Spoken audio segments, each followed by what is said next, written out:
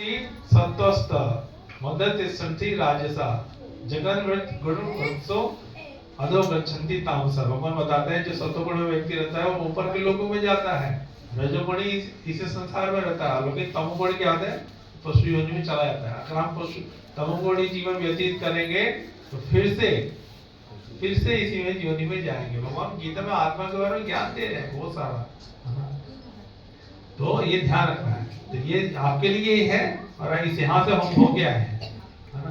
तो ये सब योनियां जो है ये है, और ये क्यों है?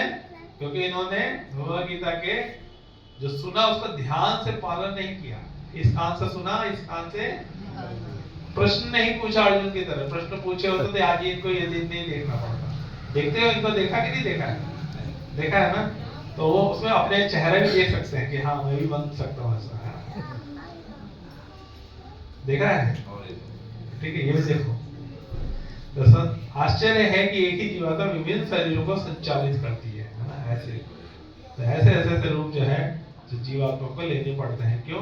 क्योंकि उन्होंने ध्यान पूर्वक गीता के उपदेश को ध्यान नहीं दिया। इस तरह से इसीलिए प्रभुपाद जी बार बार आत्मा के ऊपर बोलते थे, क्योंकि हम आत्मा के बारे में सुनते तो हैं लेकिन इस पर अमल नहीं करते हैं। और उसकी आत्मा क्या है? भगवान का अंश है। किसका अंश है?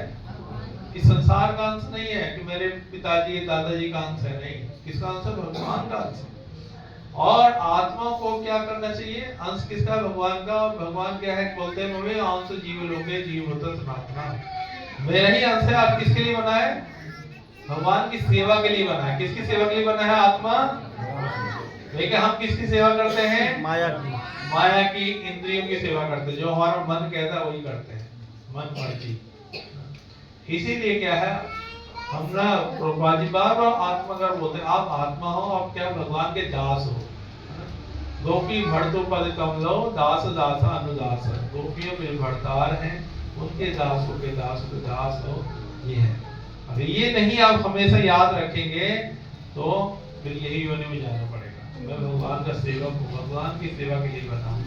हमेशा 24 घंटा इस मुद्रा में रहना है। कब कितना रहना है?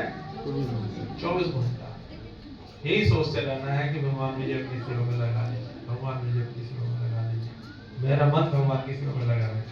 24 घंटा भगवान बताते हैं ना। कहाँ बताते हैं? 24 घंटा के लिए कहाँ बोलते हैं गीता? बताओ। तस्मा 8वें अध्याय, इसी अध्याय में आएगा। 8वां अध्याय चला नहीं है, इसी अध्याय में आएगा। तस्मा सर्वेषु कालेषु मां स्मरण युद्ध च। तस्मा मतलब मैं तुम्हें निर्णय दे रहा हूँ, कंक्लूजन। वैदिक आप लोग कौन सी भक्ति कर रहे हैं? वैदिक भक्ति कर रहे हैं। वैदिक भक्ति मतलब विधि विधान, जानते हो? आपको पता है आप कौन सी भक्ति कर रहे हैं? वैदिक भक्ति। क्या बोल रहे हो? भक्ति विधान रूप गोस्वामी बताते हैं आप लोग को अगर भगवान के धाम जाना तो आपको कौन सी भक्ति करनी चाहिए? कौन सी भक्ति करनी चाहिए? वैदिक भक्ति। कौन सी भक्ति? वैदिक भक्ति मतलब है विधि विधान। विधि विधान मतलब जो भी मंगल आरती उठना, मंगल आरती उठ करके मंगल आरती करना, और स्नान करके मंगल आरती करना, चैंटिंग करना, जप करना, गुरु पूजा करना, भागवत गीता और भागवतम पढ़ना, भक्तों का संग करना। ये जो है वैदिक भक्ति कहलाता है। इस पूरे को वैदिक भक्ति कहते हैं। जो 100% ये करेगा उसी को रागानुगा भक्ति मिलती है। मालूम सुन रहे आपने क्या बोला? वैदिक भक्ति। हमें भगवान के धाम जाना है, क्लियर है? उसके लिए क्या होती है? 3 तरह की भक्ति होती है। साधना भक्ति, भाव भक्ति और प्रेम भक्ति। सुन लो ध्यान से। आप भक्ति कर रहे हो, आपको पता होना चाहिए आप कौन सी भक्ति कर रहे हो, क्या करना है। अगर ये नहीं जान रहे तो आप भक्ति, रूप गोस्वामी के हम क्या है? अनुगत है। प्रभुपाद जी बोलते हैं आप रूप गोस्वामी के क्या हो? हमारे गुरु हैं। रूप गोस्वामी मेन हेड है, वो वही भक्ति का नियमों को पालन से करवा रहे हैं। तो भक्ति रसामृत सिंधु में ये बताया गया है कि भक्ति के 3 स्टेप होते हैं। साधना भक्ति, भाव भक्ति और प्रेम भक्ति। अभी हम साधना भक्ति कर रहे हैं। कौन सी भक्ति कर रहे हैं? साधना भक्ति में क्या है? नियमों का पालन करना होता है। राग, उसके बाद भाव भक्ति। भाव भक्ति में नियमों को पालन नहीं करना होता है। और प्रेम भक्ति में नियमों पालन।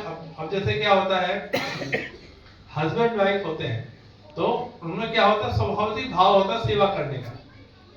ठीक है ना।